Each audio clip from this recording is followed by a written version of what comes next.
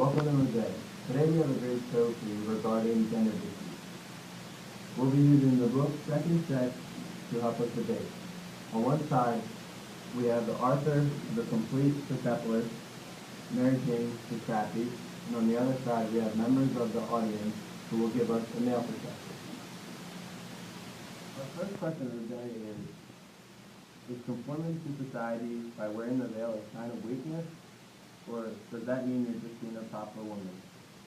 Well, honestly, as a kid, I never really understood why I had to wear the veil. It's not like I was a threat to anyone or anything. Like, all the other girls that I knew growing up had to wear it, and I just wanted to be myself and be different than everyone else. And by wearing the veil, I feel like I completely fulfill it from that. In order to fulfill your role in society as a proper woman, you must wear the veil. There's no exceptions around it. This is what the law says. It's meaning what is expected of all women before you and long after you. Good point. But in terms of fulfilling your role in society, is this what makes you happy or your actual individuality? I would say definitely my individuality. I remember growing up in Iran, and in comparison to all the other girls I knew, I was always the outspoken one, and the government would always try to instill ways, especially towards the women, to stop them from expressing their views. And one of the ways was through the veil. And in addition to that, that's something I really hated, and that really stopped me from expressing myself. As males, we have to fulfill our roles in society. Being the man of the house means being the provider not only financially but also for protection. Nowadays, money is power, and that's how we keep ours. That's why the government takes us seriously. Yeah. In your journey, you read The Second Sex and examined the childhood section of it. You talked about how you tried standing up while peeing to look into the sex of a male. What did you get out of this experience and ideas from the book? Well, it's not like I knew what it was like to be a male, so I had to try things out a different way. I wanted to just get a new perspective on life, and I wasn't even accustomed to the Western ways until I tried things completely differently. And this was pretty much my stepping stone to being more liberated. Your thoughts on this? I think it's foolish to think a woman can just pee standing up and think she can see things from a male's perspective. There's a reason males and females are different. They each hold different roles in the society, and it's stupid to think one woman can change these customs. It's very sexist. Marjane, you went through a period of time where your life was centered around one boy.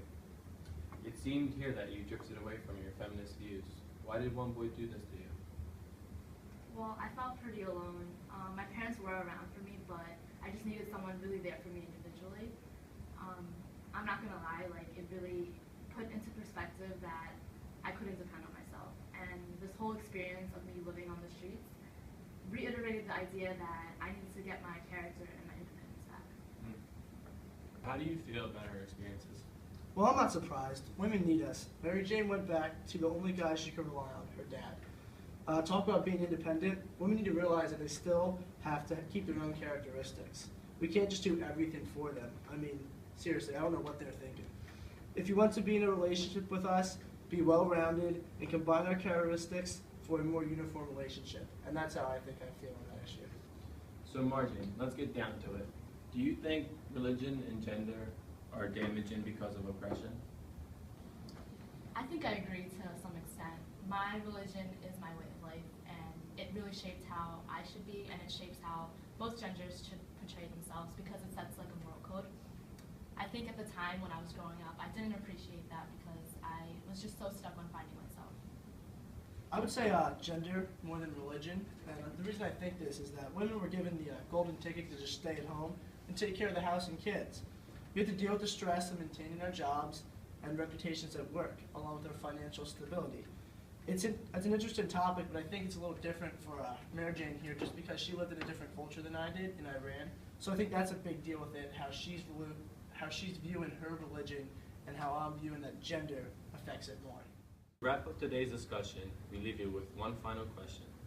Do you think that American culture expresses favoritism towards a certain gender? Well, I think the men are definitely favored, but honestly, who raises the children and instills their beliefs in religion? It's us, it's the women.